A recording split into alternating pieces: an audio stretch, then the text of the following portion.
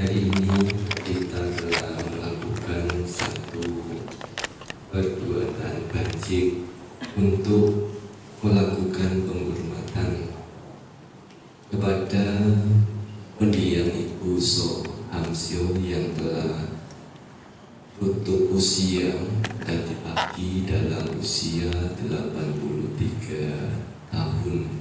Satu usia yang cukup panjang untuk kondisi masa pada saat sekarang ini. Meskipun demikian, 83 tahun itu bagi anak-anak cucu akan merasa usia 83 tahun itu belum panjang. Ada satu ketidakrelaan untuk melepas orang yang kita kasihi. Ada satu kelekatan yang mendasar dengan pengertian hubungan emosional kita terhadap beliau.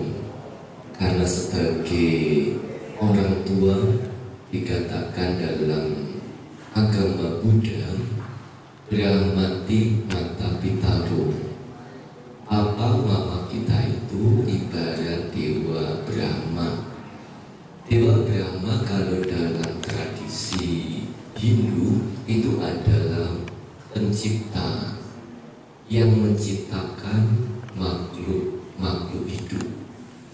Dikatakan Dewa Brahma karena anak-anak bisa lahir, bisa melihat terangnya dunia, bisa mengucapkan A, B, C dan sebagainya. Semua berawal dari orang tua kita itu.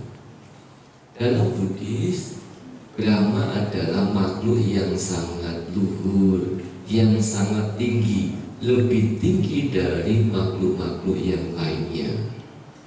Demikian juga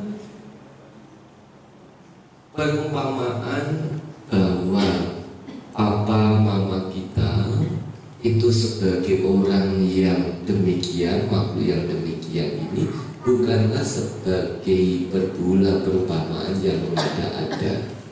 Karena papa mama kita itu orang yang paling berjasa dalam kehidupan anak-anak. Kepergian seseorang tidak dapat dicegah, tidak dapat diminta juga. Kepergian seseorang, apakah itu pergi untuk sementara atau pergi untuk selamanya, tidak ada seseorang yang bisa meminta atau mencegah. Dalam Buddhis ada satu istilah yang disampaikan guru agung kita, Dhammacari Sukhan Seti. Dia yang praktek dhamma akan hidup bahagia.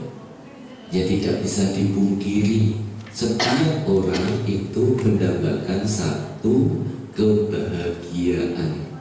Kebahagiaan itu bukan muncul tiba-tiba. Kebahagiaan itu perlu dikondisikan. Kalau kebahagiaan itu hanya bisa diminta, barangkali tidak akan ada orang yang mau berbuat baik. Ibu-ibu umat biara Dhamma Capung ya, sejak kemarin malam, tadi pagi pergi pulang ke sini rencananya mau makan, ternyata makannya berbeda, bukan makanan fisik ya. Ada harapannya sudah makanan fisik. Makanan fisik apa? Ya, karena mau ditraktir makan. Ya, ternyata makanannya jauh lebih bahagia dari sekedar makanan fisik. Kalau makanan fisik, satu jari sudah hilang, tidak ada rasanya. Tapi makanan yang dilakukan sekarang ini adalah makanan batin. Ketika seseorang melihat yang jauh lebih tinggi, maka yang rendah itu akan mudah untuk ditinggalkan. Tapi kalau seseorang itu melihatnya yang rendah, yang tinggi itu tidak akan kelihatan, karena yang dilihat rendah saja. Tapi kalau yang dilihat itu yang tinggi, maka yang rendah otomatis akan terlihat. Tapi teorinya bagaimana? Banyak orang yang hanya melihat dari sisi rendahnya, tidak melihat sisi tinggi, tidak memiliki kemampuan pengertian yang lebih dalam. Dhamma cari sukang seti, praktek dhamma. Praktek dhamma ini yang bagaimana? Praktek dhamma perlu didasari oleh satu keyakinan. Keyakinan tentang sebab, keyakinan tentang akibat, keyakinan tentang hasil perbuatan dari setiap makhluk, bahwa setiap makhluk itu memiliki karmanya masing-masing. Pengertian tentang sebab dan akibat ini bukan hanya untuk orang lain, tapi untuk diri kita. Pengertian tentang sebab bukan hanya sekadar teori. Apa yang dialami oleh mendiang usianya 83 tahun, ini bukan sekadar ujuk-ujuk ya. Tahu ujuk-ujuk ya? Sebenarnya mungkin lama di Jawa tahu ujuk-ujuk ya. Ini ada sebabnya ya. Tadi pagi kita baru saja berada di tempat ini juga. Tempat ini ya. Iya, ada 3 ruangan. Ya, 4 ruangan. Ya, ada 4 ruangan. Kita tidak pernah berpikir bahwa sore ini kembali ke ruangan yang sama di sini. Ya. Tidak ada perencanaan sebelumnya, nanti sore saya mau ke sana lagi. Tidak ada perencanaan seperti itu. Jadi tidak bisa diprediksi, dan apa yang dialami oleh mendiang itu Hamso ini juga tidak bisa diprediksi. Kenapa tidak kemarin? Kalau kemarin kan bisa sama-sama. Kenapa harus hari ini? Atau kenapa barangkali yang tidak punya pemikiran lebih baik, kenapa tidak besoknya saya sudah sampai sekali dari pagi? Tidak bisa diminta. Tapi orang yang memiliki pengertian baik, untung ada kesempatan. Orang berbuat baik, orang yang punya pengertian tinggi, dia akan menganggap semua itu sebagai satu kesempatan, bukan sebagai satu pekerjaan yang melelahkan. Kenapa? Karena dia tahu sebab. Kalau saya membuat sebab ini, akibatnya nanti baik. Sebab baik itu akan berakibat baik. Kita nanam padi, panennya pasti padi. Ada yang nanam padi, panennya jagung.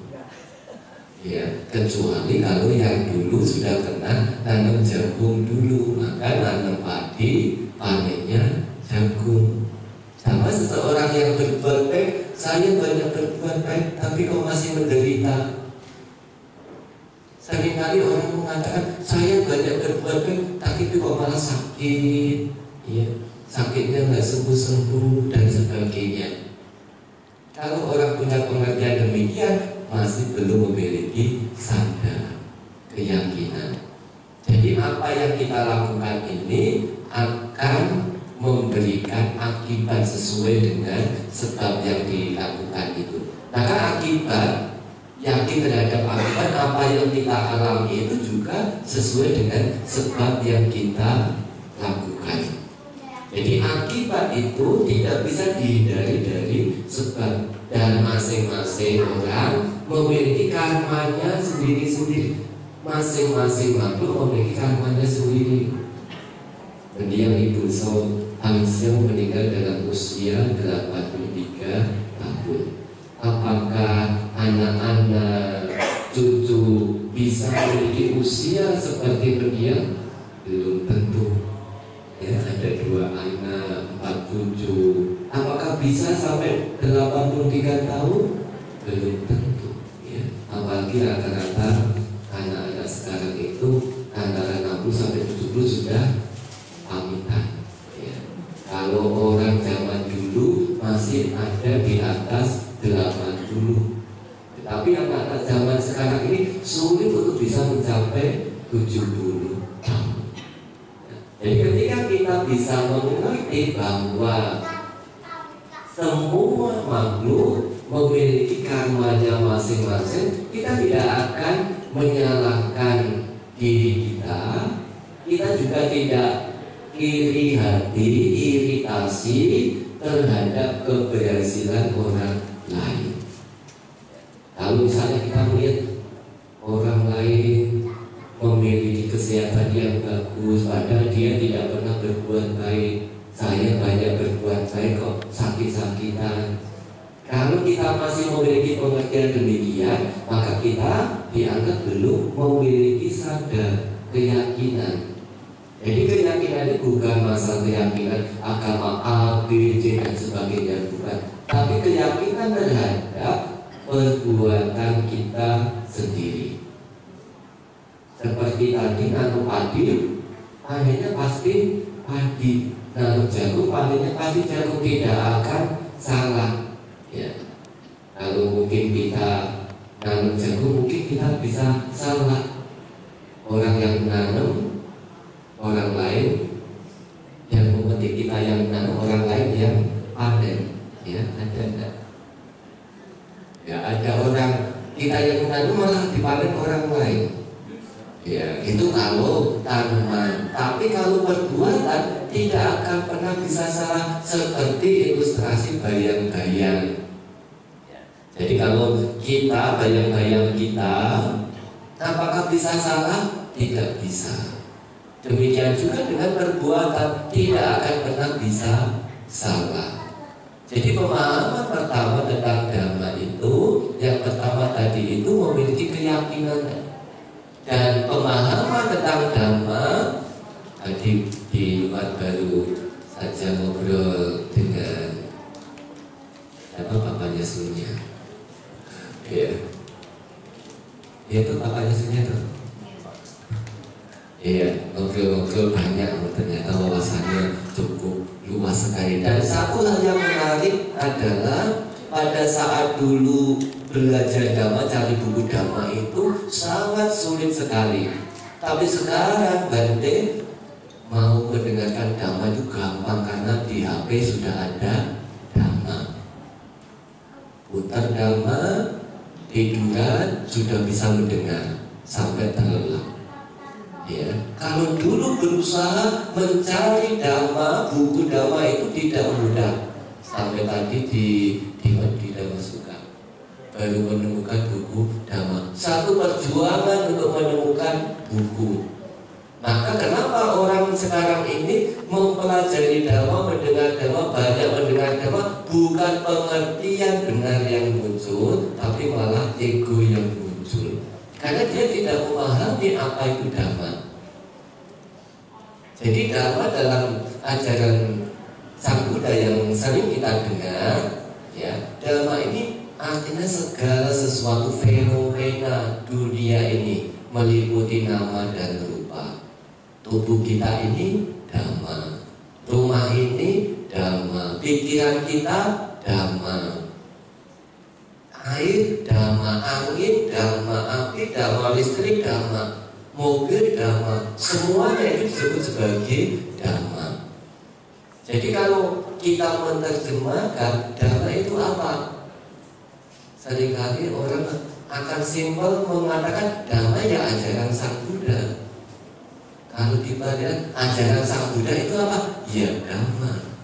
Dhamma itu apa? Ajaran Sang Buddha. Kapan ketemunya, kapan selesainya, kapan mengertinya, tidak akan mengerti. Ya. Jadi dhamma itu segala fenomena, Seperti tadi kita baca upadawa bikawe tatagatana, upadawa tatagatana, dikawasadatu dan sebagainya. Yang artinya baik tata-gata muncul di dunia ini atau tidak muncul di dunia ini, hukum dhamma bahwa segala sesuatu yang terbentuk itu tidak tetap, bahwa segala sesuatu itu duka, bahwa segala dhamma itu tanpa inti. Sabbe dhamma anatta, segala dhamma itu tidak ada intinya atau tanpa inti. Jadi kenapa tanpa ini kita mengatakan dhamma? Yang dimaksud dhamma itu apa? Ini juga dhamma, pikiran juga dhamma, tubuh kita dhamma, orang tua kita dhamma, anak-anak dhamma, saudara dhamma. Bingung atau tidak? Tidak bingung ya? Iya. Jadi sebelum kita praktek dhamma itu, kita yang pertama harus mengerti apa yang dimaksud dengan dhamma itu.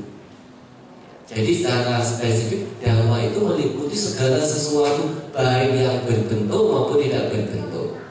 Yang kedua, segala sesuatu itu memiliki ciri, karakter, spesifikasinya masing-masing.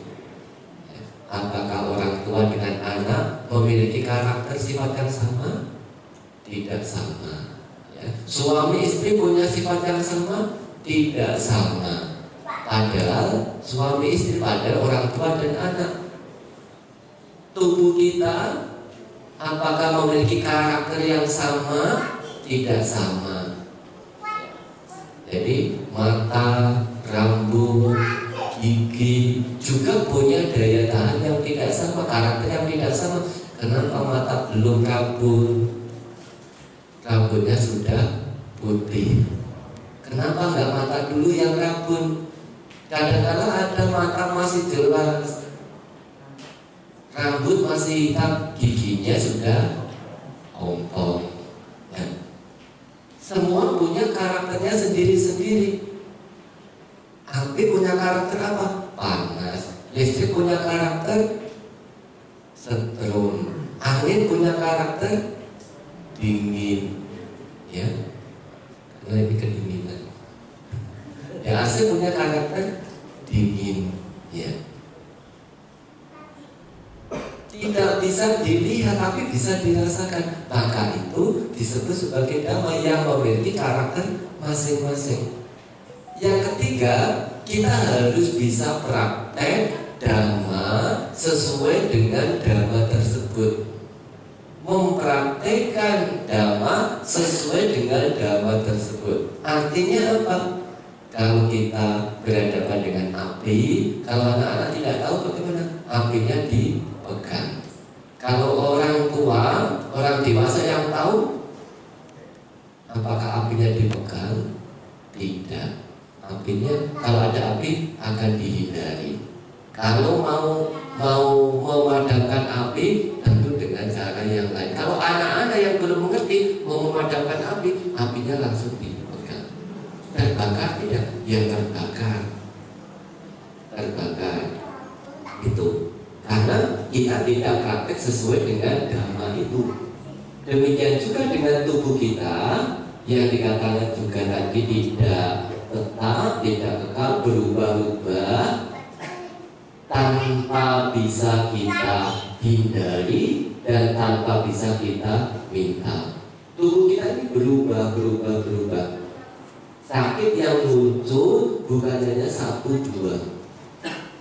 Kalau tadi saya mendengar beliau Ibu Amsio, sakitnya bukan hanya satu. Ada berapa sakitnya ya?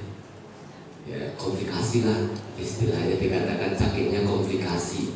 Tidak bisa diminta, sakit tidak bisa diminta. Guru agung kita mengatakan tubuh kita itu seperti kebun tak berpemilik.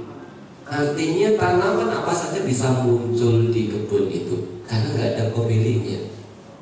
Tubuh kita ini bisa muncul sakit bukan hanya satu dua, banyak penyakit bisa muncul dalam tubuh kita ini. Kalau kita tidak menyadari, tidak mengerti, maka keberadaan tubuh kita akan membuat kita menderita. Karena kita tidak mau mengerti tentang tubuh kita, maunya sehat, tapi kok saya sakit. Kalau kita sakit bagaimana? Ya dibawa ke dokter. Kalau dibawa ke dokter belum sembuh, ya tunggu, sabar. Ya, kuncinya kan hanya sabar tuh. Coba kalau Bapak Ibu pergi mau jenguk orang yang sakit, apa yang disampaikan? Sabar ya, ya betul kan ya? Ya, sabar ya. Terus mau apa? Kalau tidak itu apa yang dikatakan?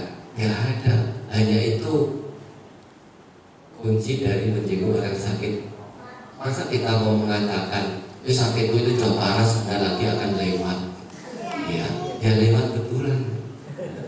Apa itu? Ya, jadi sakit tidak bisa dihindari. Dia proses dengan sifatnya, karakter dari sakit itu. Ada yang sakit itu sembuhnya cepat, ada yang sembuhnya lama.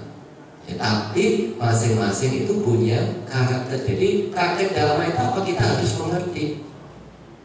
Kalau kita tidak mengerti kondisi karakter dari sakit, meskipun di tempat kita sendiri, kita akan lebih menderita. Sakit fisik kita sudah menderita, ditambah sakit pikiran.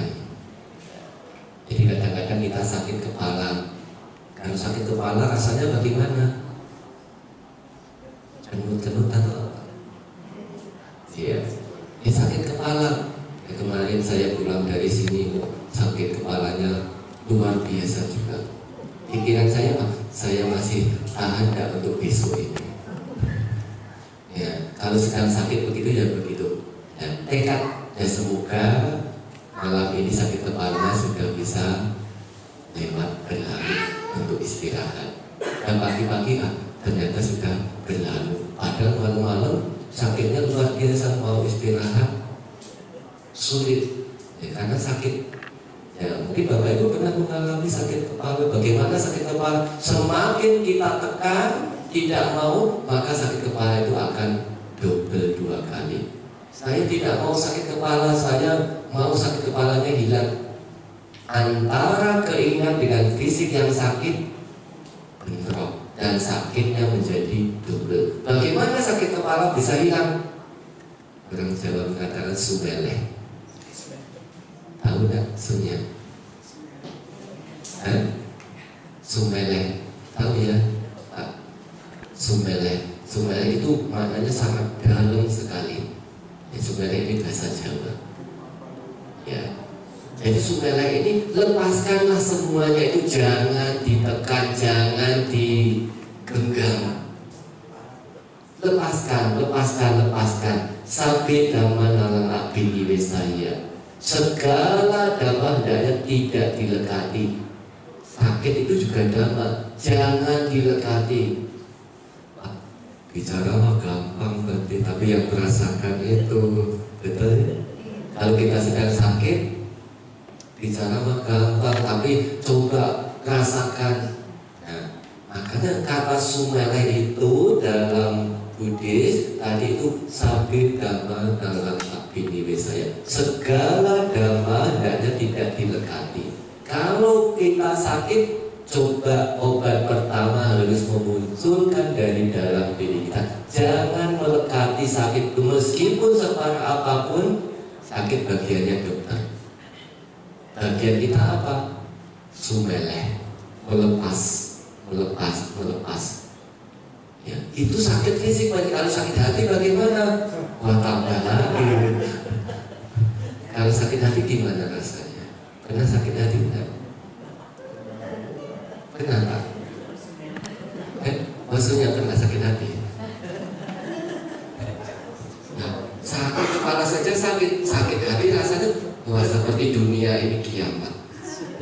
Iya tuh, kalau sakit hati dunia ini seperti kiamat. Kenapa kita harus menggenggam sakit? Kalau Kalau tidak ingin punya sakit, jangan punya tubuh. Kalau tidak ingin rumahnya rusak, jangan punya rumah. Kalau tidak ingin mobilnya lecet, ngisi bensin, jangan punya mobil seperti para bante. Ya, jadi mau kemana? Ada mau mobil kecil, mobil besar. Ada tadi kesini naik mobil kecil, ke Cipinang naik mobil besar. Ya, dari Cipinang ke Ancol naik mobil besar. Ya, jadi setelah selesai ya sana pergi. Kita tidak tidak kita bawa ke sini. Kalau kita bawa ke sini, mobilnya tidak muat, tidak masuk. Kita tahu bahwa itu besar, tidak bisa dibawa ke sini. Kalau kita bawa ke sini tidak bisa, itu kita sudah tahu. Tapi bagaimana dengan pikiran yang kita genggam, pikiran kalau pikiran baik digenggam happy. Tapi kalau pikiran buruk kita genggam terus, seperti ada keinginan yang kita genggam terus, kita akan menderita. Cobalah lepaskan. Ya, semua orang pasti pernah sakit hati ya. Ya, sakit hati itu apa sih Bu? Patah hati. Sakit hati, patah hati. Patah hati mah untuk generasi Z ya. Nah, kalau patah hati generasi Z, kalau yang tua apakah bisa sakit hati? Bisa. Iya, sering sekali sakit hati. Oh, dia makan kok saya nggak diajak. Sakit hati, besok saya nggak mau. Nah itu sakit hati. Tapi besoknya begitu itu selesai sudah. Tapi patah hati, wah sudah, gara-gara patah hati jadinya tidak mau ke wihara, tidak mau berbuat baik. Rugi atau untung? Rugi. Rugi tuh maksudnya. Ya, memang maksudnya patah hati. Enggak. Ya, hanya contoh saja. Kalau saya nyebut sunya terus beberapa waktu yang lalu 2-3 kali kenal sunya di Dhamma Caku. Ya, ke Dhamma Caku lagi saya lihat mana sunya, kok nggak ada. Ya, beberapa kali saya tanya mana sunya, kok nggak ada. Ya mungkin kembali ke Semarang. Ya jadi praktek dhamma ini sesuai dengan tadi itu. Ya, sesuai dengan dhamma. Kalau pikiran kita menggenggam terlalu kuat, maka kita akan menderita. Kita mencintai mama kita, orang yang berjasa. Kita tahu bahwa setiap orang itu pasti akan pergi. Tidak ada yang tidak akan pergi. Kalau tidak dia yang pergi, ya kita yang akan pergi duluan. Ya, saya punya nenek, punya orang tua, punya paman, punya bibi. Nenek saya perginya belakangan. Bibi saya, mama saya perginya duluan. Loh, kenapa harus duluan? Kenapa nggak mamanya dulu yang pergi? Tidak bisa diminta. Tidak bisa diminta. Jadi belum tentu orang yang sudah tua itu akan pergi dulu. Belum tentu yang muda itu perginya belakangan. Ini adalah hukum alam yang tidak bisa kita hindari. Jadi secintanya seperti apapun juga terhadap orang tua kita, kita masih bisa mengekspresikan cinta kita itu kepada orang tua, bukan hanya berdampingan secara fisik. Ketika orang tua masih ada, kita rawat, kita bantu mereka semampu yang bisa dilakukan. Ketika mereka sudah tidak ada, kita jaga nasihat-nasihat yang baik, kita jaga nama baik dari orang tua kita, dan setiap waktu, setiap saat setelah kita berbuat baik, kita melakukan persembahan kebajikan atau pati dana. Ada satu cerita sebagai penutup ini ya. Ini ada waktunya enggak?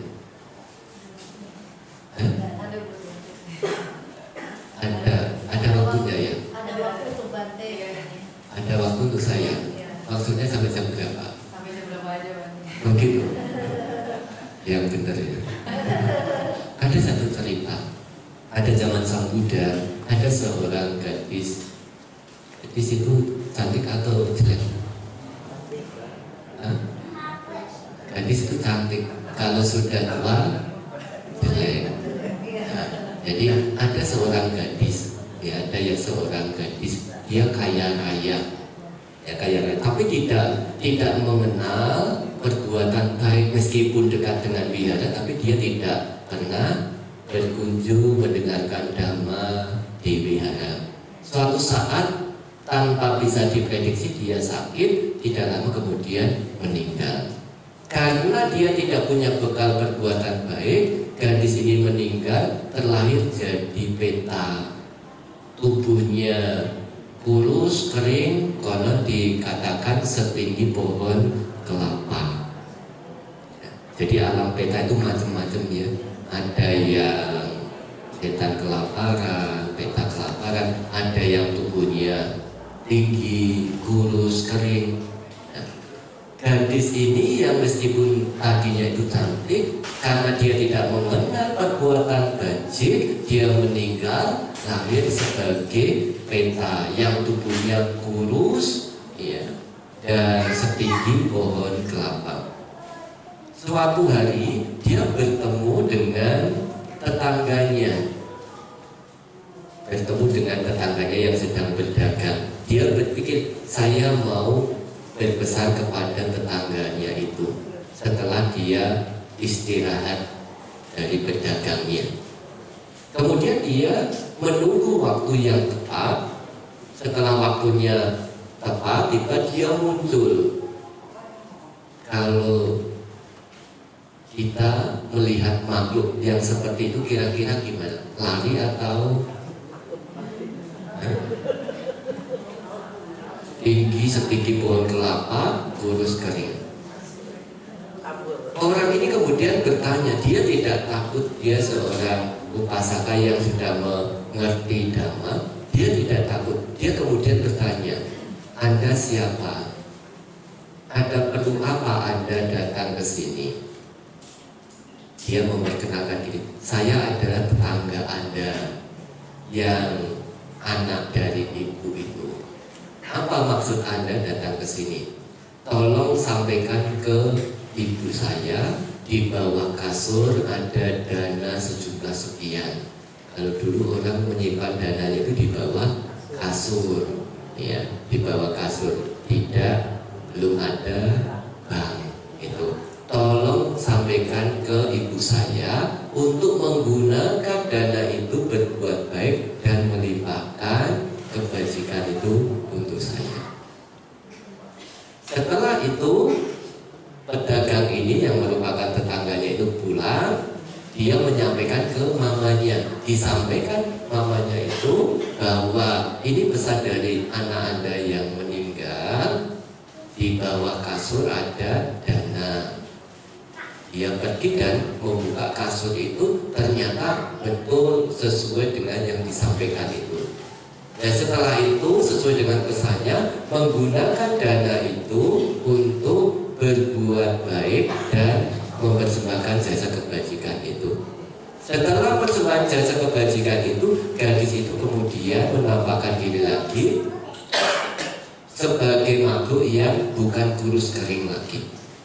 Itu manfaat dari patik dana. Ya, tapi nanti jangan buru-buru buka kasur mama ya. Ya, sekarang sudah nggak ada zamannya itu. Jadi tanpa perbuatan bajik, seseorang bisa lahir di alam yang tidak baik. Nah, kalau seseorang sudah meninggal, apa yang bisa kita mempersembahkan jasa kebajikan kita? Apalagi kita mengenal agama Buddha, praktek dhamma sekarang bagaimana? Praktek terhadap orang yang meninggal. Orang yang meninggal tidak bisa kita kirim transfer. Bisa transfer? Tidak bisa. Kita kirim pakaian, kita kirim makanan, kita kirim rumah juga tidak bisa. Dan jangan beranggapan dulu mama saya itu suka makan ini, saya berikanlah makanan ini kepada beliau. Dulu mama saya suka pakaian ini, saya mau berdana pakaian ini kembali atas nama mama. Ya tidak bisa, ya. Dulu atau mungkin dulu papa saya itu sering minum wine, sekarang saya mau berdana wine kembali atas nama papa. Ya tidak boleh. Itu. Ya, jadi sesuai dengan kebajikan. Perbuatan baik apapun juga kemudian dilimpahkan, dan itu bisa membantu mereka yang telah meninggal. Ini praktek dhamma yang dilakukan. Jadi ketika seseorang itu praktek dhamma sesuai dengan dhamma, ya, sesuai dengan dhamma tadi ada sesuai dengan objek-objeknya itu, maka kita akan bisa bahagia. Ya, jadi kita akan bisa bahagia. Kalau praktek dhamma tidak sesuai dengan dhamma, maka kita sulit untuk bisa bahagia.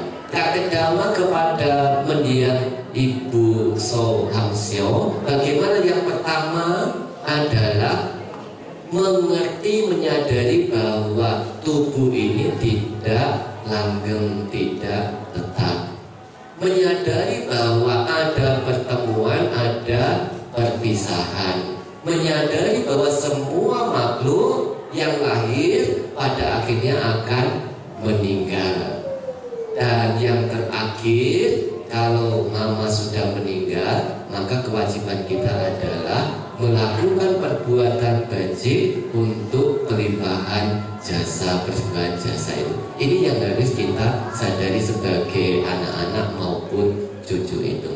Nah, semoga dengan kebajikan yang dilakukan pada sore malam hari ini dapat mengkondisikan mendiang Ibu So Ham Seo terlahir di alam yang baik, alam bahagia sesuai dengan kebajikannya, dan semoga keluarga yang ditinggalkan mendapatkan pengertian benar tentang hakikat dari kehidupan ini, bahwa berpisah dengan orang yang dicintai tidak bisa dihindari oleh siapapun juga. Semoga semamaku hidup berbahagia. Terima kasih.